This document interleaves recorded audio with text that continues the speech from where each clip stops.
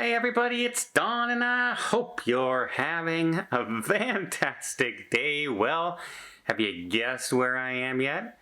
Did you find out who let the cat out of the bag? A little bit?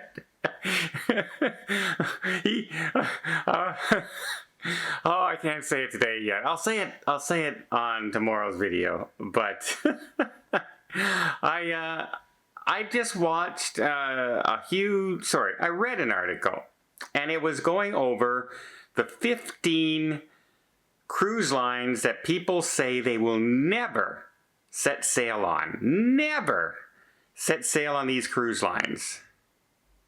And you know what? I bet you at least 2 out of the 5 I'm going to mention are going to surprise you.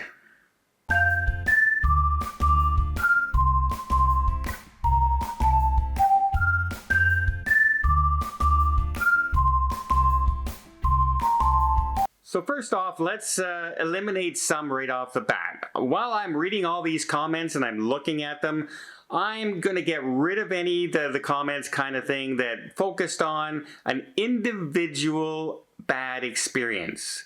As in, you know, I got on my ship and something was wrong with my cabin, like it got flooded. Or somebody saying, well, I won't go on that cruise line because it's just too expensive. It sounds like a great cruise line, but it's too expensive for me. Well, that's not a reason to say it's a bad cruise line and a reason to avoid it. If you had the money, you're just saying you will go. So we're going to just talk about cruise lines in general that had either a bad reputation or word of mouth or something that people just say to yourself, I'm not going on that cruise. And number 5 on this list, I'm going to give you the top 5 out of the 15. Number 5 is Costa Cruise Lines. Well, for better or worse, Costa Cruise Lines is known as a very economy-minded cruise ship. Very cheap, very inexpensive to get in. They have some very nice ships. Many of the ships are exactly the same as Carnival cruise ships. They're the same design. And they're much less expensive. Now, they are a European cruise line. They focus on a European audience, and that might turn off many, many people here in the United States, Canada, England sometimes. However, for what they offer and the price, they actually have some very nice ships, some very nice itineraries at a very affordable price. The big knock on them is, well, we all know what happened with Costa Concordia. They have never really completely recovered from that incident as well. Plus, being known as an economy cruise line, people say that the food is just so-so. And the entertainment on board is just so-so, which a lot of people will just avoid. And that's the word of mouth. When you go on chat lines and you hear people talk about it, you say, well, it was a really good price, but, you know, if I had more money, I would go on another cruise line instead. And that seems to be the knock on Costa Cruise Lines. Did that one surprise you being on this list? Didn't surprise me too much. The next one, a little bit. Virgin Cruise Lines. Now, you know, I have yet to be on a Virgin Cruise Line ship. I really want to get on it, but my plans and my travels just always seem to interfere with getting on Virgin. It really does, because I have to time it with other sailings, and it just doesn't line up because my own travel thing. But I'm very curious to see it. Now, the knock on Virgin is, if you like traditional cruising, if you like a calm atmosphere, if you like the non-party every night atmosphere, then, you know, definitely Virgin is not for you, with their pool pajama parties and their very bright, not gaudy, but bright colors, like Instagram photo opportunity type, very different entertainment on board. I mean, their ice cream place is called Lick It Till I Ice Cream. You know what I mean? They're very young oriented, right? They're not for families, which is another big knock. A lot of people say, well, I'm never going to go on it because my kids are 4 and 5. and I sail with my kids, and as they grow up, they can't go till they're 16, and by then, I'll be pretty loyal to one cruise line or another.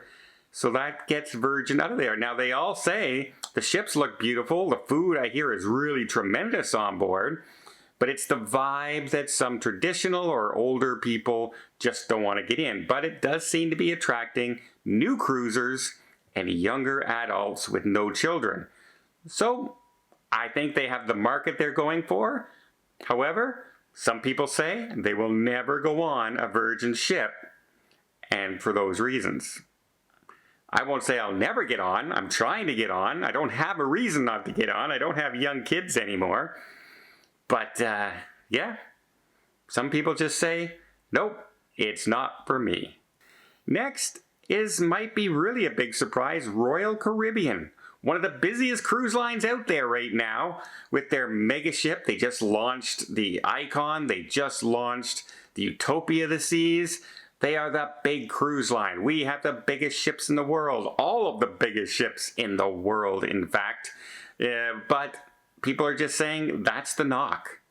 That's the reason that they don't want to go, is because of how large those cruise ships are. They're overwhelming to some people. They're just, no, I don't want to be on a ship with 9,000 people on it, 10,000 people on it with crew. I just don't want to feel like there's crowds everywhere. I also, when I go on, don't want to have to make a reservation to go to shows, which you have to do on the big ships on Royal Caribbean because there's so many people on board. Some people just like to show up, get a seat, have a seat, watch the show. If I want to watch it again, I want to stay in the theater and watch it again. However, with Royal, you'd have to go back out and you'd have to wait in the standby line because other people have made a reservation for that second show. That's a little bit of a knock. Now, people love the shows on board. They love that there's lots of things to do. But for some people, the big ships just don't appeal to people. And that was the reason Royal Caribbean is number 3 on this list of 15. 15! And it made it to number 3. That's kind of a surprise to me. Now, what do you think? What cruise line do you think is number 2? Well, this is another cruise line that is highly touted and has adoring fans everywhere. We're talking about Disney Cruise Lines. Disney Cruise Lines, with their excellent service, their family-friendly oriented entertainment, the ships are geared towards families, their beautiful ship designs. It's Disney. So why are so many people saying they will never go on a Disney cruise? Well, it's because it's so family-oriented. They say, I don't want to sail anymore with a lot of children on board. Also, despite the entertainment being on board, their shows being so really well designed and really fun and basically really good quality entertainment, it is very kid-oriented, very family-oriented. You're not going to see an adult comedy show usually on a Disney ship. Another thing you're not going to see, well, you're not going to see casinos on too many of them. I think only one of them has a casino coming, and that's going to be in Asia when it launches. So yeah, a lot of people say, well, my nightlight, going to a bar, going to the casino, they don't have it. So why would I go on that ship? And then if I want to go see a Broadway show, you know, I'm not going to hear some of the songs I want. I'm going to hear Disney songs. I'm going to hear children's songs. And that's the reason a lot of people say, I'll never go on a Disney cruise line. It's just not for me. I don't have young kids, so I'm not going on Disney. And you kind of have to say, yeah, I can see that reasoning behind it. Number 1.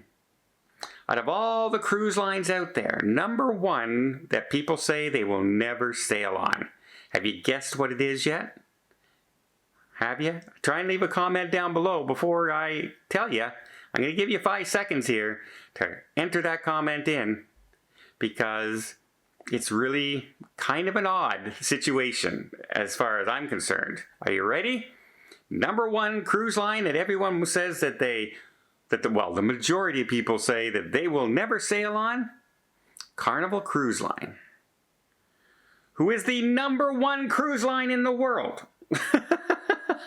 It's the largest cruise line in the world, yet more people say they will never sail on it. Why? Well, a lot of it is, again, Carnival is very family-oriented as well as party-oriented. They have those 3-night sailings, those 4-night sailings. They're known as the fun ship. They have the huge deck parties. They're up, faster to the fun. And they also have the kids clubs and the kids entertainment with the water slides, etc. They are geared towards families. They're also geared to those weekend party cruises. And that's the vibe that comes across. It also doesn't help when every once in a while in the news you see stories like we did a few weeks ago of brawls on the cruise line or fighting on the cruise line. And it happens on all cruise lines, but as I reported, it happens the majority of the time on a Carnival cruise ship because people are getting on inexpensive cruises, 3-day weekends with drink packages, and tempers fly and fists fly and people get suspended and kicked off cruise ships and banned for life, etc. But when those stories come out in the news, of course it turns off seasoned cruisers more and more, not to mention people who just don't want a party atmosphere or a lot of kids running around, which, people will tend to gear themselves towards other cruise lines, more premium cruise lines, for instance, Princess Cruise Lines or Celebrity Cruise Lines or Holland America Cruise Lines, because they are not big family oriented and they're not known for parties. They're more known for a quieter, more sophisticated cruise. And you don't hear on a celebrity ship how much partying there is on board. You hear how the food is. You hear how the entertainment is. You hear how beautiful the ships are. And yeah, I can understand, but it's hard to understand how more people say they'll never go on that cruise line when it's the #1 cruise line in the world currently. The largest cruise line in the world. Isn't that kind of a strange opportunity? Now, like I said, there's many others on the list that I discarded. For instance, Azamara or Seabourn and Regent 7 Seas. Those premium cruise lines, those 5-star cruise lines. A lot of people said, no, I'll never sail on them. I'll never sail on them. And when I looked at why, most of the reasoning was, I can't afford it. I can't afford to go on it. Now, some people, I'm not going to base a whole cruise line on the price they charge. I'm going to base it on their service, what they offer, and that's why I will or will not go on a cruise line. But those are the top 5 in that survey that I read of 15 cruise lines. Did any of them surprise you? I mean, Royal Caribbean, popular cruise line. Virgin, up and coming, popular cruise line. Carnival, most popular cruise line in the world. Disney, one of the highest rated cruise lines in the world. And they're all on this list in the top 5. Well, leave a comment down below. Is there a cruise line out there you would have added? And what's the reason? Can't be cost. It can't be an individual experience on one sailing. I went on that sailing and this happened, so I don't like the entire cruise line. If you sailed on a cruise line 3 or 4 or 5 times and you've had bad experiences each time, then you can count that as, or even half the time, you can count that as, yep, that's a reason for never wanting to sail on that cruise line again. Well, I hope you appreciate this video. If you did, please give it a thumbs up. Want to see more tips, more tricks, more travel blogs from around the world? Hit that subscribe button. Until next time, have yourself a safe and a great vacation.